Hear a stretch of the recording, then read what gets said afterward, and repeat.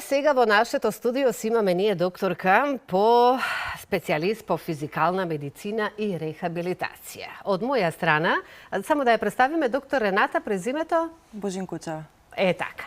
Добро утро и добре ни дојдовте. Не бев сигурна да не погрешам нешто, затоа оставив на вас. Што се однесува до мене, јас можам сега да ве бомбардирам со прашања. Затоа што секој со својата мака, нели?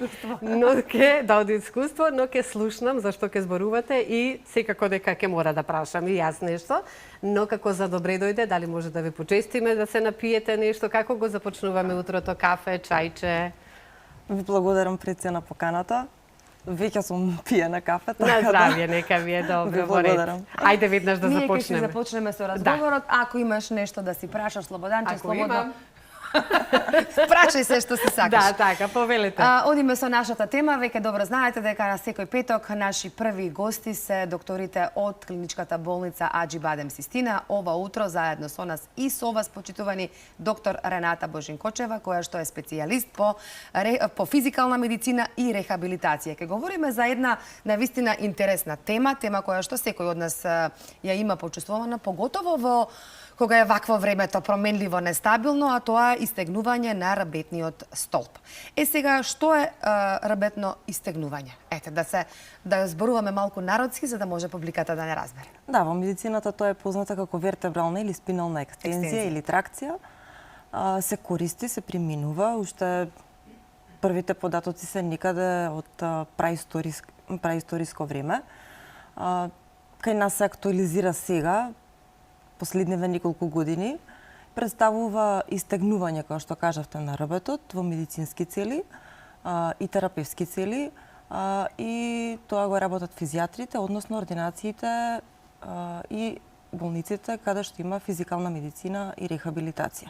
Так. Значи, самата терапија треба строго да се изведува под надзор на лекар и на обучени физиотерапевти. Так. Една од најприменуваните терапии е токму тоа, терапијата на рабетно истегнување. Ајде да им објасниме на гледачите за каква терапија, за каков третман станува збор. Вака, прецен или самиот збор, самиот назив делува некако страшно. Страшно малку, да. И нели ние како популација си мислиме кој знае што треба да се прави во тоа истегнување и каков е начинот, а тоа е доста пријатна метода, едноставна за изведување и пријатна за самиот пациент кој што ја прима терапијата. Како изгледа терапијата? Ете, како се применува терапијата? Па сега со современата апаратура, тоа е обичен кревет, познат како екстензомат. Пациентот легнува на креветот, обично лежи на грб, и кога се работи, доколку заболувањето, односно промената е во долниот дел, значи во лумбалниот дел или во половината, народски кажано, се концентрираме на истегнување на тој дел.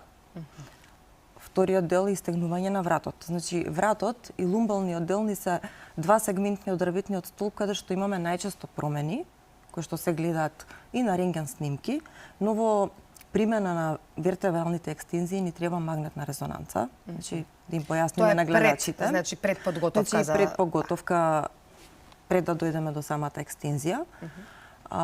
И секој пациент, значи тоа е многу битно да им напоменеме, по прегледот докторот одредува дали треба или не треба да се направи магнетна резонанца. По добивањето на магнетната резонанца е тогаш одлучуваме дали ќе одиме со вертебрална екстензија или ќе одиме со некој друг третман. Так.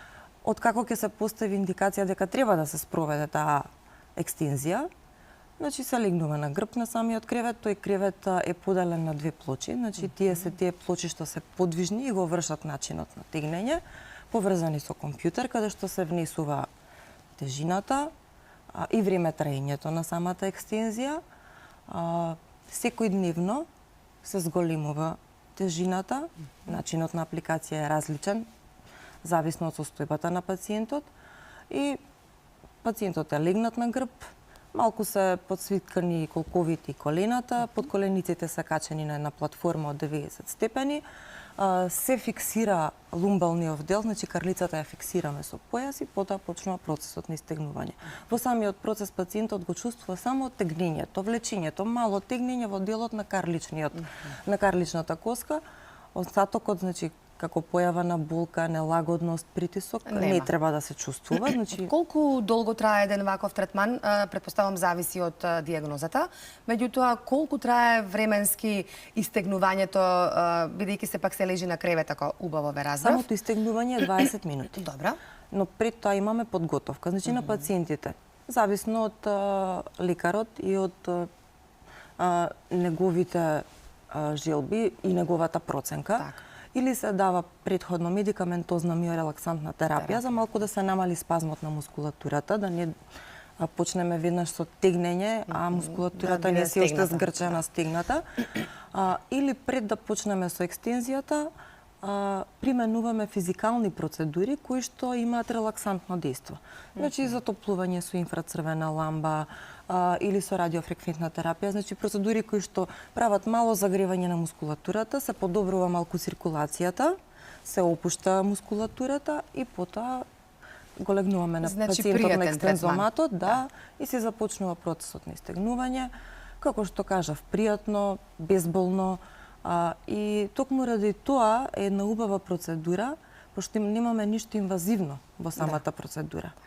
Сега, најбитно во целава проблематика е тоа што откако ќе заврши процесот на екстензија, тука ни е најклучна соработката со пациентите. Значи, по завршувањето секогаш се аплицира појас, лумбален појас или околувратник, доколку го истегнуваме вратот. И се дава препорака најмалку 3 часа да се носат. Да се носат и да се мирува. Значи, не се препорачува никој нагли движења, некои активности во тој период по истегнувањето, уште помалку спортска активност. Значи, им препорачуваме во тие 10 терапии, до 15, колку ќе процениме дека треба да се направат, тој спортски дел, значи некои ангажмани малку да се намалат и да се посветиме на самото истегнување, за да го имаме посакуваниот ефект, а и да не предизвикаме никоја несакана последица, ако, например, не се придржуваме до насоките кои што веќе ги дал самиот лекар и физиотерапевтот.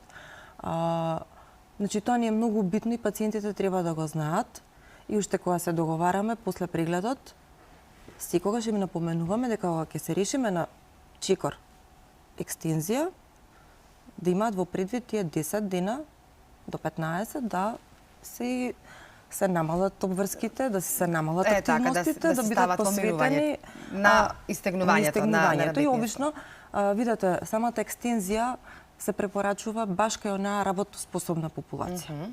И, например, кај тие пациенти им даваме насока. Например, самата процедура да ја правиме после работа. Значи, токму тоа сакав да ја прашам, која е возрастната група на пациенти? Тоа е возрастната група. Работоспособното население. Не може да се изведува на луѓето во трето доба, бидејќи поради возраста, поради коските. Некогаш можеме, во исклучителни ситуации, или кога ќе го направиме прегледот, кога ќе имаме целокупна медицинска документација, ако се работи за доста витален здрав човек, значи може да дојде во предвид. Али во суштина, овој тип на терапија се препорачува и претежно изведуваме кај пациенти некаде од 30 до 60 годишна возраст, значи таа работоспособна популација. Да, меѓутоа кои се пациенти ова треба да го Значи индикациите на секој пациенти што имаат најмногу проблем со дискус херни. Добра, тоа сум јас. Ама и не било какви дискус херни. Значи збориме за дискус херни кои што можат да подлегнат. Онаму каде што е, да речеме, во некоја почетна фаза, каде што немаме испади, значи каде што немаме засегање, да речеме, на еден или на двата долни екстремитети или горните екстремитети, значи кога не е веќе дојдена ситуацијата за консултација со неврохирург. До тука ние можеме да делуваме. Кога веќе е понапредната состојбата, веќе тука имаме мултидисциплинарен пристап, разговараме и со колегите неврохирурзи за да видиме и оперативен зафат постои можност, така? Па дали оперативниот зафат би бил подобар во однос на ефектот од самата вертебрална екстензија.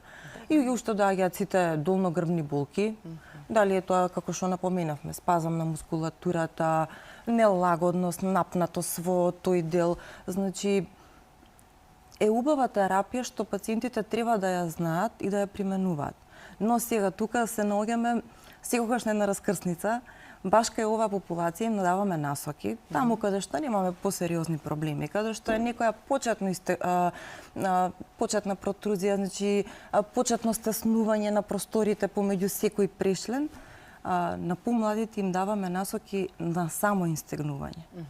Со вежби, така? Да се примени кинезитерапија. Какви се резултатите од конкретно еве бидејќи зборуваме за овој апарат кој што ги има во клиничката болница Аџи Бадем Систина, какви се резултатите? Кажавте третманот е 10 до 15 дена. Медицински померењата нели по завршените истегнувања и направените снимки, медицински се добиени податоци дека се добива 1,5 до 2,5 милиметри проширување на интервертебралниот простор, значи тоа е просторот помеѓу секој прешлен, а во суштина тоа и не е така малку.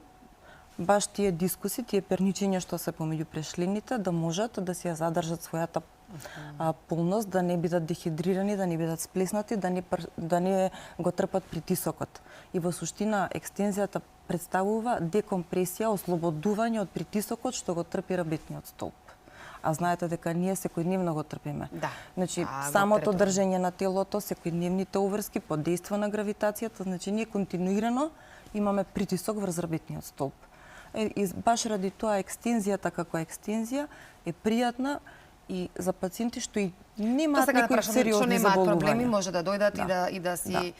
Имаме уште многу малку време, тоа значи во една минутка, еве една порака, еден совет до сите оние кои што не гледаат и кои што имаат проблеми со рабетниот столб, а тоа сме сите ние популација, кажавте, работоспособна од 40 па нагоре, или од 30 па до 60.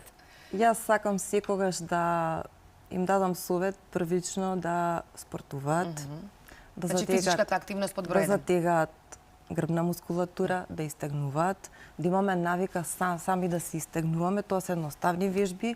Веќе имаме реквизити на секаде и покрај ке, значи едно пешачење, истегнете се на вратило, протегнете се, значи наједноставно истегнување на рбетот. Има некои вежби во кревет, истегнување во кревет постојат, така? Може да се истегнуваме и на кревет, на под, на подлога, значи секако можеме да се истегнеме. Таму каде што веќе не можеме сами да делуваме, тогаш нека ни се јават, нека не побараат.